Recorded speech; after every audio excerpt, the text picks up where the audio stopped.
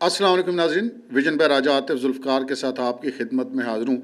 लें जी, 26वीं तरमीम वाला मरहला तो तकरीबन मुकम्मल हो गया है। शाम को सेनेट ने उसको मंजूर कर लिया, उससे पहले वफाकी काबीना ने मंजूर कर लिया।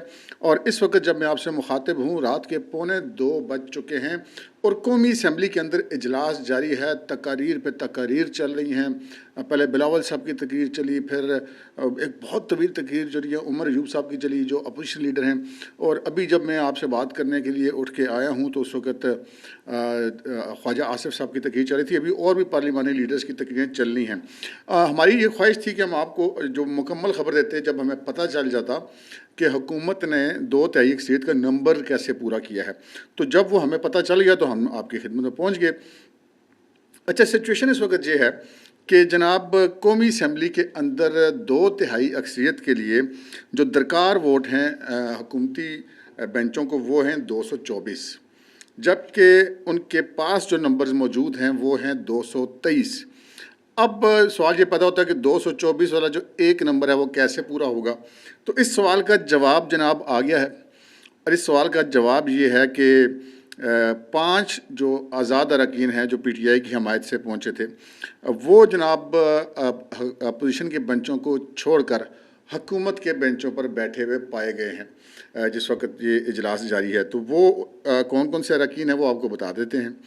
एक तो हैं जी चौधरी इलियास साहब, एक हैं उस्मान गुल साहब, एक हैं मुबारक ज़ेब साहब, एक हैं ज़हूर कुरैशी साहब और एक हैं औरंगज़ेब साहब। अच्छा, ये ज़हूर कुरैशी साहब ग़ालिबन शाह महमूद कुरैशी साहब के कज़न हैं, और ये मुबारक ज़ेब साहब वही नौजवान हैं जो बाजोड़ से मुंतखब हुए हैं। PTI के उम्मीदवार के मुकाबले में इलेक्शन लड़के, अगरचे के PTI ये क्लेम करती है कि जी हमारे हैं, लेकिन PTI ने इनको टिकट नहीं दिया था, दूसरे बंदे को दिया था। और उससे पहले ये ज़िमनी इलेक्शन लड़ के आए थे, इनके भाई को कत्ल कर दिया गया था, वो भी PTI का कारकुन था, लेकिन PTI ने उसको टिकट नहीं दिया था और वो फिर अपना उम्मीदवार खड़ा किया था। लेकिन जब वो कत्ल हो गया तो उसके बाद उन्होंने कह दिया कि जी ये उम्मीदवार जो है ये हमारा, लेकिन उन्होंने कहा नहीं जी मैं आज़ादी लड़ रहा हूँ।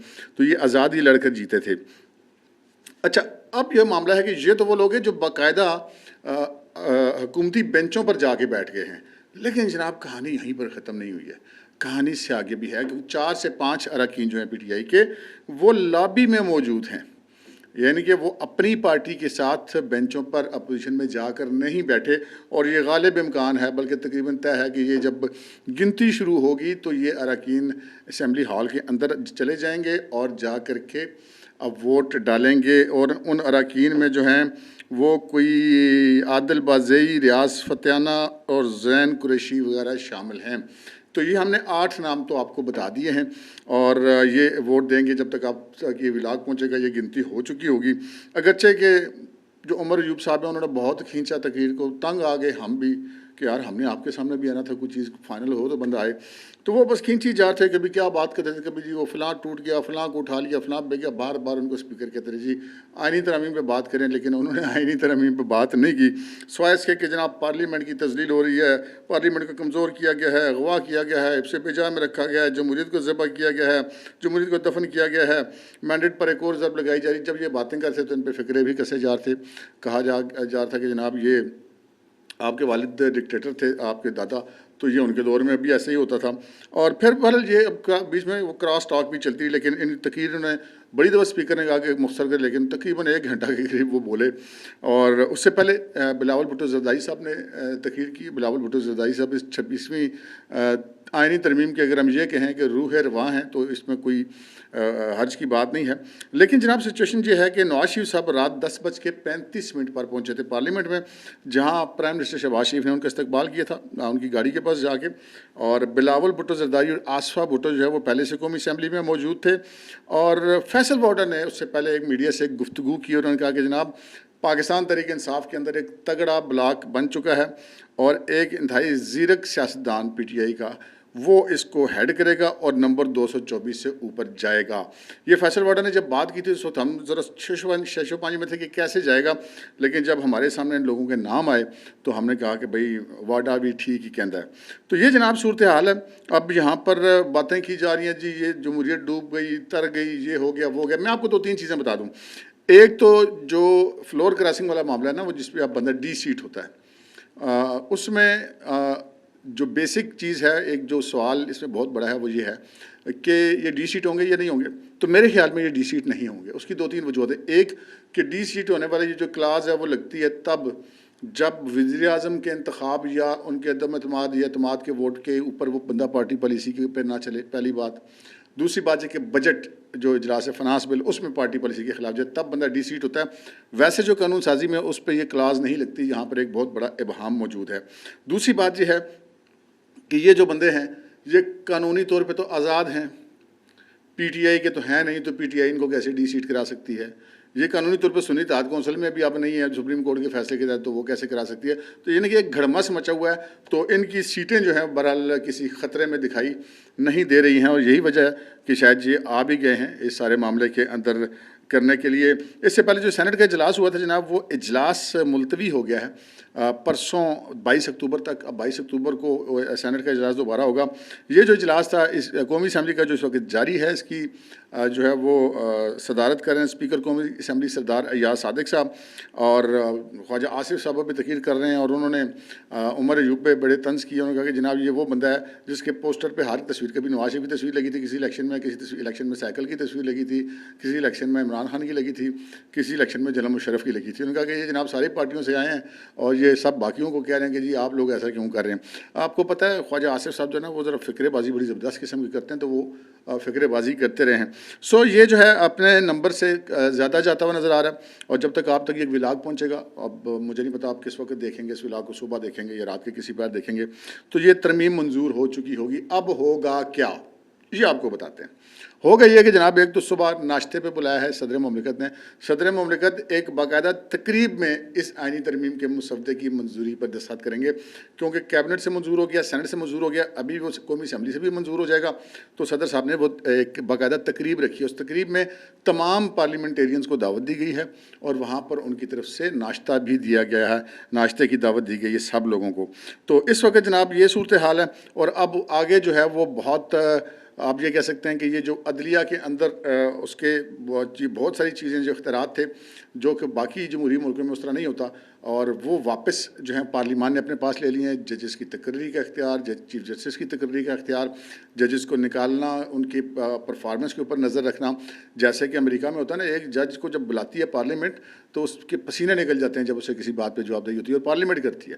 تو یہاں پر بھی اب اسی طرح ہونے کا چانس ہے. یہ پاکستانی واحد ملک تھا جہاں پہ جج خود ہی اپنے آپ کو بھرتی کرتے تھے، خود ہی اپنے آپ کو مراد دیتے تھے، خود ہی اپنے آپ کو تنخواہیں دیتے تھے.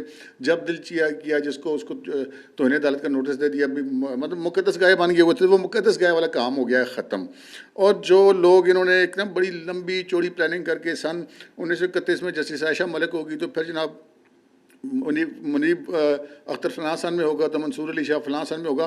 وہ پیچھے والی ترتیب دیکھیں، وہ اسی ترتیب سے چلی تھی. ثاقب نثار، اور پھر جناب اس کے بعد کھوسا صاحب، اور اس کے بعد گلزار صاحب، اس کے بعد بندیال صاحب. تو وہ پورا ایک جو سیریز چلی تھی، وہ سیریز ابھی آگے بھی چلی تھی. بیچ میں جسٹس قاضی فائزہ ایک آ گئے ان کی مرضی کے خلاف، تو جناب پھر کام پہ گیا. تو قاضی جو نہیں ہے وہ لے دے گیا سب کو. اس نے کہا کہ جی بھائی میں تو پارلیمنٹ کی مانوں گا، پارلیمنٹ سپریم ہے، آئین کی ماں ہے، جس آئین کے تحت یہ اسمبلیاں بنی ہیں. تو انہوں نے اپنے اختیارات بھی بطور چیف جسٹس سرنڈر کر دیے تھے. تو اب جو ہے وہ جو بھی چیف جسٹس ہوگا، ایک تو وہ آئینی کیسز نہیں سن سکے گا، آئینی بینچ نہیں بنا سکے گا.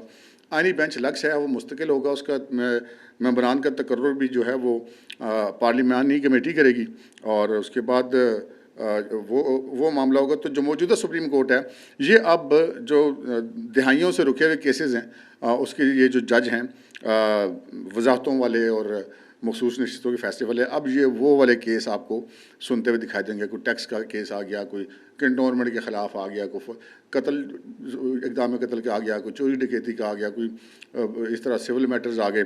تو یہ آئینی جو کانسٹیٹیوشنل میٹرز ہیں وہ سارے اب کانسٹیٹیوشن بینچ سنے گا، جس کے ممبران کا تقرر بھی پارلیمنٹ کرے گی. سو یہ صورتحال ہے. گیم آن ہے جی. عمران خان صاحب کے لیے اچھی خبریں نہیں ہیں. مولانا فضل الرحمان نے ٹرین مس نہیں کی، آخری وقت میں وہ دوڑ کے ڈبے پہ چڑھ گئے ہیں. البتہ عمران خان صاحب جو ہے وہ پیچھے ہی رہ گئے ہیں. بڑی کوشش کی انہوں نے مولانا کا دامن چھیننے کی، لیکن مولانا صاحب نے نہ صرف ان سے دامن چھڑایا، بلکہ اگر ہم یہ کہیں کہ وہ ان کی ساری پارٹی کو بھی اپنے ساتھ لے گئے تو اس میں غلط نہیں ہوگا. ٹھیک ہے پی ٹی آئی نے ووٹ نہیں دیا ترمیم کے حق میں مولانا کے کہنے پہ، لیکن مولانا صاحب بھی بڑے کاریگر آدمی ہیں، مولانا صاحب نے ان کو اب اپنے پیچھے لگا لیا، مولانا نے ان کی تعریفیں کی، انہوں نے مولانا کی تعریفیں کی، ان کا جی ووٹ دینے پر تو ہم متفق نہیں ہیں، لیکن ہم دونوں ایک دوسرے کو کہہ رہے ہیں جی ہم بڑے اچھے آدمی ہیں۔ ایک تو مولانا صاحب نے ٹرولنگ سے اپنی جان چھڑا لی، دوسرا وہ پی ٹی آئی کے کام شام بھی کرتے رہیں گے، کبھی خان صاحب سے ملاقات کروا دیا کریں گے، کبھی ان کو اخبار دلوا دیا کریں گے، کبھی ان کو ٹی وی دلوا دیا کریں گے، تو یہ چھوٹے موٹے کام جو ہے پی ٹی آئی کے وہ مولانا صاحب کرتے رہیں گے۔ اور اس کے بعد جو ہے ہم نے دیکھنا یہ ہے کہ جو سپریم کورٹ میں جو پینڈنگ کیسز ہیں ان کا کیا سٹیٹس ہوگا۔ مثلاً سب سے اہم کیس جو اس وقت پینڈنگ ہے وہ ملٹری کورٹ میں جو ملزمان موجود ہیں جن کے ٹرائل مکمل ہو چکے ہیں اور ابھی تک انہوں نے فیصلے نہیں سنائے، اس پہ اب کون سا بینچ سنے گا اور فیصلہ دے گا، اور اس کے بعد اس کے اوپر جو بھی ان کے حکم پر عمل درآمد ہوگا، اور الیکشن کمیشن سے متعلقہ جو کیسز ہیں وہ بھی اب آئینی بینچ کو ٹرانسفر ہو جائیں گے۔ 25 تاریخ کو چیف جسٹس قاضی فائز عیسیٰ صاحب ریٹائر ہو رہے ہیں، انہوں نے انکار کر دیا، ان کا جی وہ جو 3 سال چیف جسٹس رہے گا نئے ترمیم کے تحت وہ میں نہیں ایکسیپٹ کروں گا، اب میرے بعد والوں کو آپ دے دیں۔ تو وہ اب بعد والوں میں اب 3 نام جائیں گے، جسٹس منصور علی شاہ، جسٹس منیب اختر اور جسٹس یحییٰ افریدی غالباً نام ہے ان کا۔ تو وہ اب ان کے اوپر بات آئے گی۔ تو اگر اب میں نے دیکھا کچھ لوگ کہہ رہے تھے کہ نہیں جی وہ گورنمنٹ جو ہے وہ منصور علی شاہ صاحب کو ہی کرے گی، لیکن اگر منصور علی شاہ صاحب کو بھائی اگر چیف جسٹس بنانا ہوتا تو ایک تو نوٹیفیکیشن ہو چکا ہوتا، اور دوسرا پھر اتنے بڑے پکھنڈ ڈالنے کی کیا ضرورت تھی، یہ تو ایک بات طے ہو گئی۔ اب جو ہے وہ یار لوگ یہ بھی کہتے ہیں کہ اپنا جو ہیں منصور علی شاہ صاحب چنگے بھلے جج تھے، چیف جسٹس بننے جا رہے تھے، ان کو ایک تو وہ جو کالے بھونڈوں والا ججوں کا گروپ ہے نا انہوں نے مروا دیا، اور دوسرا ان کو جو سپریم کورٹ کے بعد جو یوٹیوبر ہیں انہوں نے مروا دیا۔ تو وہ اب چیف جسٹس بنتے، بہرحال چیف جسٹس بننا ایک اعزاز کی بات ہوتی ہے جی، تو وہ اس سے محروم کر دیے گئے ہیں محض دوسرے لوگوں کی باتوں میں آ کے، بظاہر ایسا لگ رہا ہے۔ لیکن البتہ ایسی اطلاعات بھی موجود ہیں جو انکنفرمڈ ہیں کہ جناب اس سارے پروسیس کے دوران وہ مولانا صاحب سے بذریعہ سینیٹر کامران مرتضیٰ رابطے میں رہے ہیں، اور ہمارے دوست اعزاز سعید نے بھی یہ خبر دی تھی، لیکن اب وہ جو رابطے میں اگر رہے ہیں تو پھر دیکھتے ہیں کہ کیا مولانا صاحب قاضی فائزہ تو جا رہے ہیں، تو کیا مولانا صاحب اگر آئینی کورٹ الگ بنوانے میں جو ہے وہ کامیاب ہو، اس سے روکنے میں کامیاب ہو گئے، تو کیا وہ منصور علی شاہ صاحب کو بھی لانے میں کامیاب ہوں گے؟ یہ ایک $1 ملین کوسچن ہے، لیکن میرا خیال ہے کہ اب منصور علی شاہ صاحب کو بھی چیف جسٹس شپ جو ہے ان کی وہ ملتی ہوئی ان کو نظر نہیں آ رہی ہے۔ اب تک کے لیے اتنا ہی، اجازت دیجیے، اللہ حافظ۔